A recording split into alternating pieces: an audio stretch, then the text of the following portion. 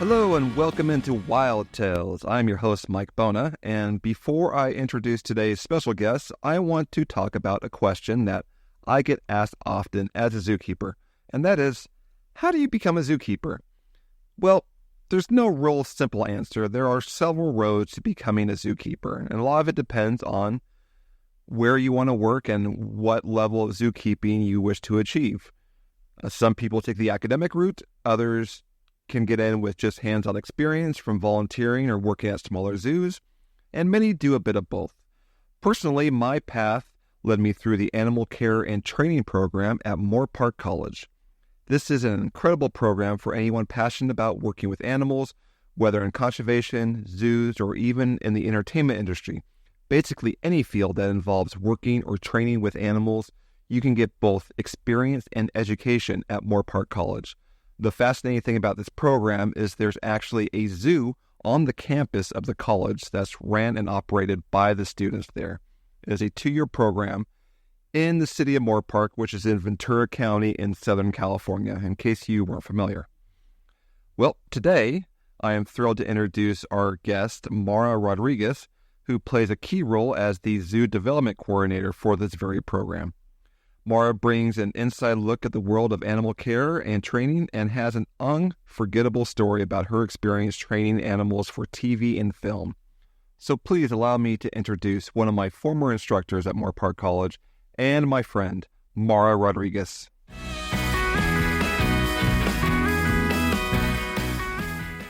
Hi, Mara. Thanks for coming to the program. You are the zoo development coordinator. You just told me. I'm like, did I forget it already? No, you got it. America's Teaching Zoo at Moorpark College, a school that I'm very familiar with because I am a graduate of the program way back in... And it's been a while. I like to tell people I started when I was 12. There you go. That works out in your favor for sure. Always. And more so for you. You've been there a little bit longer because you were instructing back when I was there. And I know just in my 2 short years that seemed to fly by in a flash when I was a student there, I had numerous amounts of stories to share. Mm-hmm. So having a career at America's Teaching Zoo, working with many different species of animals at the zoo on the campus of the college there, I'm sure you have more than... a plethora of stories to tell. So the challenge today, I guess, is narrowing it down to which one you want to share. It is because it's been going on 32 years of working here and almost 35 years of being at this zoo. I started here when I was 19 years old. I have literally grown up at this zoo. This zoo has witnessed Mara Rodriguez from teenager to in the 50s. So lots of stories. And, something that I think could be a spinoff someday of this podcast is, my experiences here working at a teaching zoo is I get to work with the animals. I'm getting to work with our guests, obviously, like any person that works at a zoo. But in my individual experience, I get to work with students like you. And that could really, fill 40 episodes of a podcast right there, having those experiences with young people coming in here trying to get this degree in wild animal training. And so I've been blessed with this career. It's been a journey and full of great wild tales. It's an amazing opportunity. I know students, just come there with a dream of working with animals and they end up all over the place. I became a zookeeper as well as so many other students, but students become, trainers for animals in the movies, training dolphins and whales at SeaWorld, working for the military and the Navy. I mean, all over the place. Anything, right. Guide dogs for the blind. I mean, any job or profession that involves animals, there's a student, a graduate from America's Teaching Zoo that's in that profession. And it's just amazing, the variety and the scope of where the graduates end up. Yeah, we're going on, 50 years. That's our 50th anniversary this year at the Teaching Zoo. So think about 50 years of animal care professionals flooding the industry from this zoo right here that started as 1 acre, and now we're 5 acres up on the hilltop, and we're blowing up. Everywhere I go, I find a student. And actually, I'm fortunate now at my current job is I get to work with the current students because they come and volunteer at the other that I work at. But they and I have to really hold back from starting any conversation with back in my day. Yeah.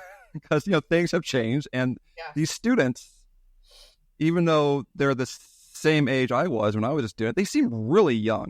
I don't know how that happened. Well, I know how it happened because I have lived this.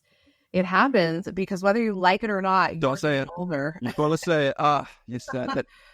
And that's what like, they seem so young for 21. Like, no, that's because I'm 53. So the gap is widening. It's not getting smaller. So they seem young because they are young. And we were that way too. And we are not young. And we just have to live with that. My back and knees tell me that every day. That's right. I'm not a college student anymore. No. So what story did you bring to the pod today? Well, actually, one of my favorite stories is about our sea lion that we had here at the teaching zoo. Her name was Shmoo. She was a California sea lion that lived over 20 years here. And she was the most popular animal assignment. Our students, they acquire points through attendance and GPAs. And those points that they acquire allow them to choose the animals they want to work with. And Shmoo was always the most popular animal because so many of our students wanted to work with marine mammals. And Shmoo gave them that opportunity. So that's just a little introduction about Shmoo. But my experiences with that sea lion were abundant. When I first started, I started as a student assigned to her. She was one of the animal assignments that I was fortunate enough to have. And then when I started working here, I was assigned to her as a staff member. And she was very popular in televisions and commercials. We did a bunch of, spots on... I actually did The Tonight Show with Jay Leno with her. I did an Old Navy commercial. She did episodes of certain comedy TV shows that I won't name. And you know what else I did with her? I did a... This is so embarrassing. This could be a story of its own, but we'll keep it PG. I actually did a Playboy Playmate centerfold video with her back in 1994. And the Playmate of the Month was to dance and do a whole part of her video with Shmoo the sea lion. So that was interesting. I mean, I can say that I have worked on a Playmate video with the sea lion. But my favorite job with that sea lion... For any younger listeners, ask your parents what Playboy was. Exactly.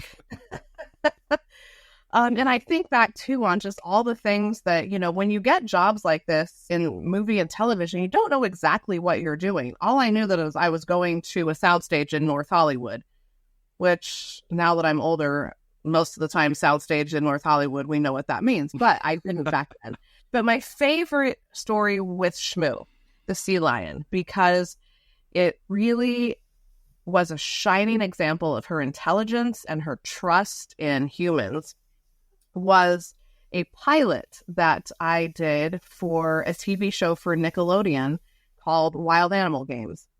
And I took her to a soundstage in Glendale, and it was going to be one of those like kids game shows where kids answer questions, and if they get it wrong, they get the green slime and all of that good stuff. So we went to the soundstage, we checked in, the producers and directors were all there, and the assistant director came over and said, for the first shot, we're going to have the sea lion on her stand, and she's going to be off to the side, and then we're going to have a chimpanzee be a co-host of this show, and the chimpanzee is going to come out and throw water balloons at the kids. So I thought, okay, this sounds like a mess. But please remember, this was 30 years ago. Times were different. We did all sorts of things. Game shows were different. Animal training was different. So then they say, okay, we want you to meet the host. And the host of the show is an up-and-coming guy, got a great personality. So I go over and meet the host. Hi, I'm the sea lion trainer. I'm Mara Rodriguez. The guy turns around. Hi, I'm Ryan Seacrest. Name rings a bell. Sounds familiar. Young up-and-comer. This was crazy. I had, now I look back and I'm like, he is literally an empire now. But that was one of the very first jobs he ever did. And it was the pilot Wild Animal Games. So I'm standing with this newcomer, Ryan Seacrest. We're about to start the take. I go over and I get underneath the sea lion. She's up on her stand, which is a little pedestal, and she puts her flippers up. And I'm supposed to give her directions to make her smile, make her say yes, make her say no, to kind of, seem like she's involved in the conversation of this game that's going on. So I'm hiding underneath her and I'm looking up at her. And so we carry on, and Shmoo's doing great. Ryan Seacrest is asking the kids, the contestants, are you ready? And the kids would say, yeah, we're ready. And then I'd have Shmoo say, yes, shake her head. Yes, yes, yes. So then, the first game is over. The kid who loses the game is going to stand on his mark. And the chimpanzee's going to come out and throw water balloons at the kid. And they weren't water balloons. They were full of the slime. And I'm sure everyone's familiar with the green slime.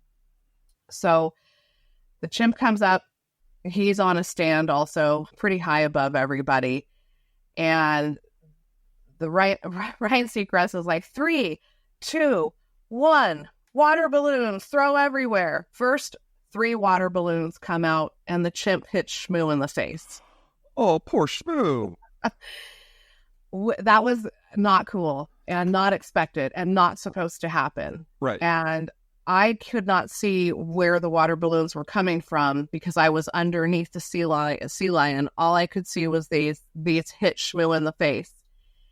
And she looked down at me with her, you remember Shmoo, right? Oh, yeah. Shmoo is a rock star. Yeah. She looked down at me. Her eyes just blew out of her head. Like, what? She was like, this is not cool. And she just looked down at me, and I went up to her. You're okay. You're okay. And she just sat there, and she, with grace and dignity, she stayed on her pedestal like, this is okay. I'm okay. I don't care that this chimp just hit me in the face with a water balloon. I am good. So I realized then that a lot of things that I'm sure you realize, that Shmoo understood what we were doing. She understood that things can be hit or miss, and that things can go wrong. And that when things go wrong, to stay composed. Her intelligence, I think, allowed her to take a minute to think, like, what just happened? Look down at me as the trainer and recognize, like, okay, I'm okay. I'm not going to run. I'm not going to freak out. I'm not going to, go off and bite anybody. And that moment for me as a trainer was a bit of a connection with an animal that has only happened to me a few times in my life, where that animal knows you so well and knows that it trusts you, and in this case, trust me, that, okay, we're going to let the fact that a chimp just hit me with 3 water balloons full of slime, I'm okay. And I'm going to just sit here and continue working like the professional that she was. And she finished that day. She went out and she closed the show with the little known Ryan Seacrest, and she got her dues. The whole crowd was just so impressed by her. And that is one of the more remarkable experiences I've ever had on set, where something, went so wrong. I think chimps are so intelligent and sometimes so conniving that probably happened on purpose. I want to put that past you with chimps. I mean, we actually talked about it in my episode with Jungle Jordan, how that's one of the few animals that we don't mess around with. They are, yeah, they're just a little too smart and a little too conniving. Yeah. And I won't. I think I probably take a guess where that chimp came from. And I used to have a classmate that worked at that company, and I have a picture from that place when I was 20, 21, 22, with like a young like chimp I'm holding in each arm with this big goofy smile on my face. And I look at that photo now and I'm thinking, what was I doing? I guess ignorance was bliss, because I didn't really know how potentially like dangerous and just unpredictable they can be. Right. But yeah, I would never do that now. Yeah. Well, a lot of credit goes to that facility where those chimps came from. They treated those chimps respectfully as wild animals, but with so much energy and time. I wouldn't say they treated them like family, because that humanizes them a little bit, and we definitely don't want to cross that line. But they did pour so much energy and love and work into those chimps. But at the end of the day, that chimp decided, I think, to make a move towards the other wild animal on that set and avoid the kid. Sometimes they do things just to see what kind of reaction they can get. And, being in the same room with a sea lion was probably a new experience. And they're like, what kind of reaction can I get? And Shmoo, being the rock star and having so much trust in you. Yeah. I'm sure Shmoo got the whole bucket of fish after that. Oh my gosh, absolutely. And she had to wait because I couldn't jump into the shot, and she wasn't, she was doing so well. So she got mackerel, herring, sardines, smelt. She got it all. Squid, her favorite. Yes, Shmoo was definitely a rock star at the college, and I remember as a student just the fierce competition to be a trainer. Yeah, on her, and like the tears after assignments were announced, and the keepers that were the students that did not get assigned to her, and I was just glad that as cool as she is, that's not one of the animals that I put in for. I had my interests were elsewhere, so I got my animals because I geared towards the lesser popular animals. I wanted the big smelly baboon, and everyone else could fight over the marine mammal. Yeah, that's great. Yes, what a lesson. I mean, all of the animals teach us something, right?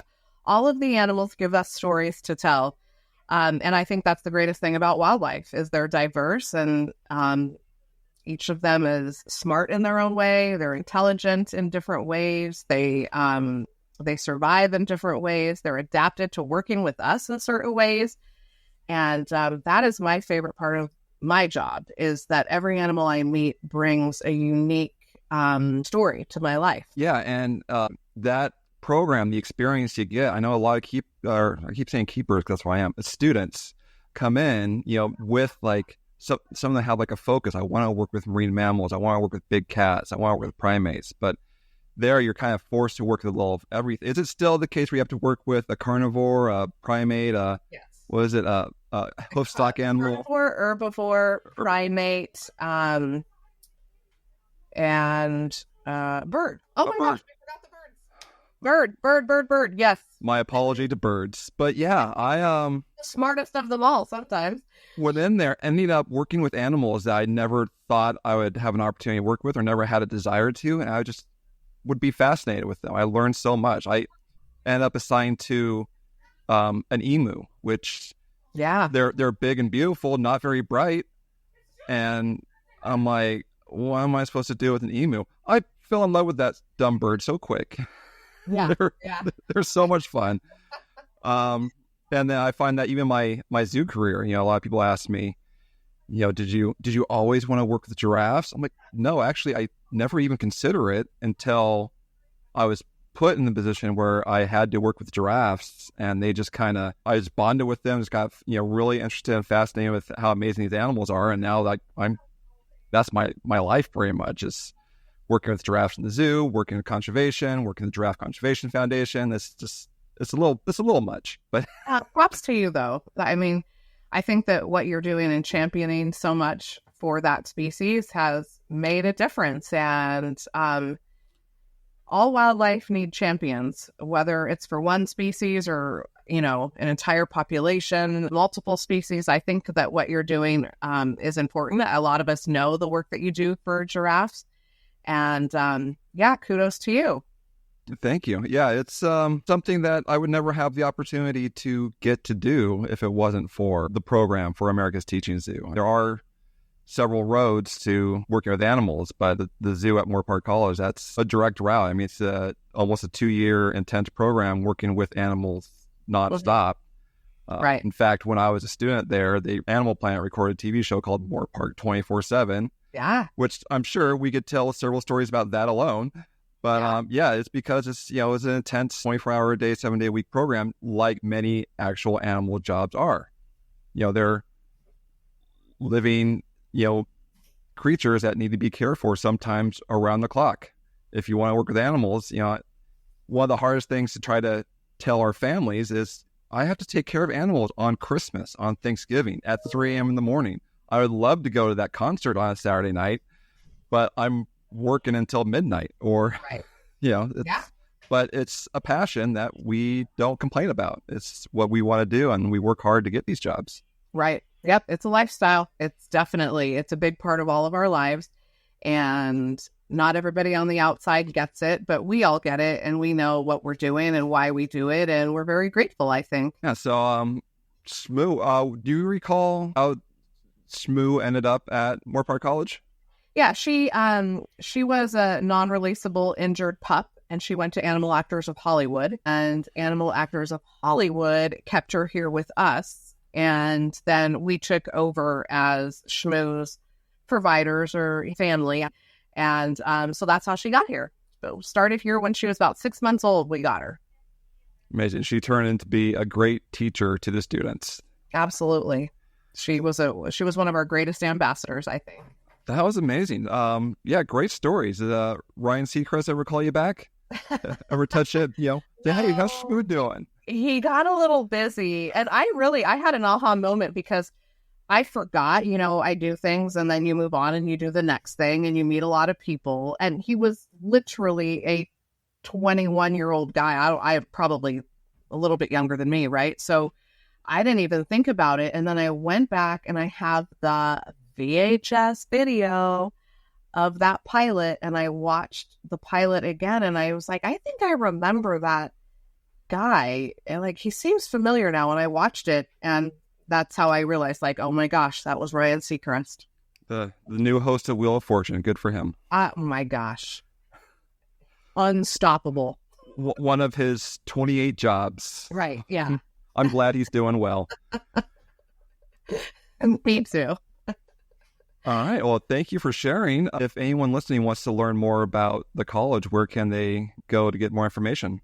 We'd like to send them to moorparkcollege.edu is the college's website, where you can learn about the program. You can learn about the zoo and how to visit us and all of our exciting programming at zoo.moorparkcollege.edu. Fantastic. Go there. And if you live in the Los Angeles area, Ventura County, you can go visit the zoo on weekends and watch shows that are put on by the students. That's right. Some terrified students who are doing public speaking for the first time. Absolutely. And I was one of those where I was so nervous and I don't want to talk in front of all these people. And now I'm putting myself out there to the world and done podcasts every other week. I love it. That's great. As you should. Yes. All right. Well, we'll end it there. Thank you very much. Thank you, Mike. That was awesome. That was a good story.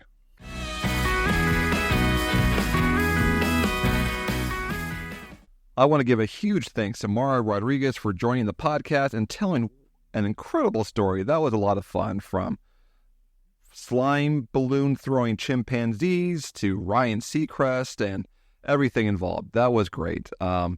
If you are interested in creating stories like that of your own and want to find yourself with a career in the animal field, look into the America's Teaching Zoo, or I'm sorry, that's what it was called when I was a student. I already forgot it.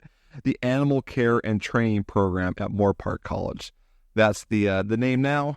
Names changed, but the program still remains the same. It is one of the only places in the country where you can have an experience like this at school, getting hands-on experience and education working with wild animals. It's was fantastic 2 years of my life. I'll never forget. And yeah, sometimes I wish I could just go back, but I'm very thankful for the opportunities that Moorpark College gave me. And I encourage anyone who has an interest in working with animals to check it out yourself. Until next time, that's all I got. Stay wild, my friends.